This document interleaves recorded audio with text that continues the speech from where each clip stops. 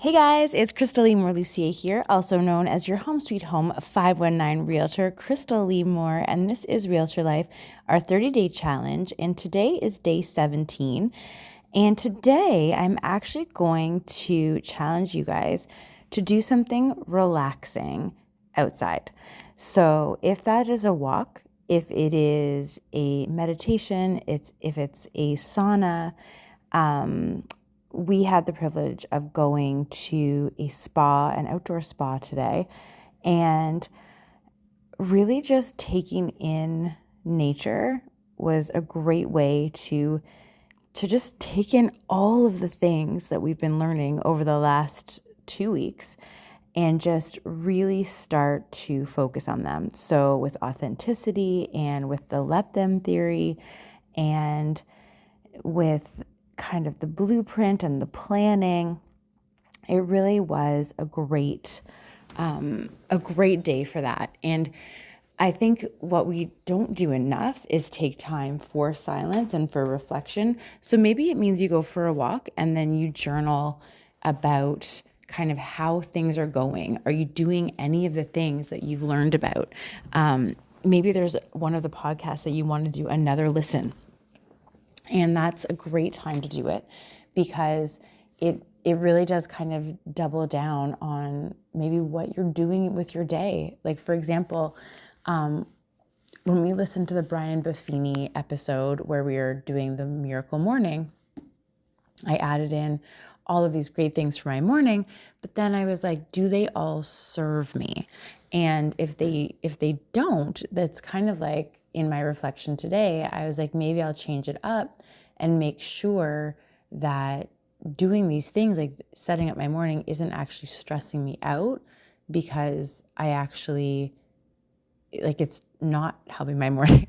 So that's kind of how I did it. And I suggest you guys kind of do the same thing. Look at all the ones we've been listening to and just say, like, is there something I can implement that I haven't been? Or is there something I can listen to again? Or have I tried something and it's just, I'm not feeling it? So that's a great thing to do. But you do just sometimes have to take that time. So The Pivot Year by Brianna Wiest, today's day 17. Maybe you should trust the missed connections, the calls gone unanswered, the opportunities that had every reason to work out but didn't. Maybe you should trust in the small signs before they become big ones. Maybe you should trust those tiny contractions, the nights that exhaust you, and the people who don't see you, and the places that make you feel that subtle uneasiness. Maybe you should learn to trust in what passes you by so you'll begin to trust in what lands right in front of you. Maybe you should trust in what isn't working because it might be trying to guide you to what will. Wow, I love that. So it is so true. And I've actually had a great conversation with one of my girlfriends today. And it was kind of just like, sometimes when things just aren't working out and you're trying to get out the door and it's just not happening, maybe there's a reason it's not happening. Maybe we just trust that. If you are not feeling great in a situation, why are you there? You're not a tree. Move, right? And if we're around people that don't serve us, like, it really comes down to surrounding ourselves with people who we can lift up and who lift us up too. And that's kind of true all the time. And so often as adults, we get into this zone where we're just doing stuff that's not maybe the best, or we're hanging on to something because we think it's right. But we've talked about this before. If there's a forcing, it probably isn't the right thing. And it's scary. Change is scary. And I know a lot of us, like for me, you don't want to feel like you're giving up on something, but the right thing is going to work out if you put the work in. So if it's like, if you have to force something, no.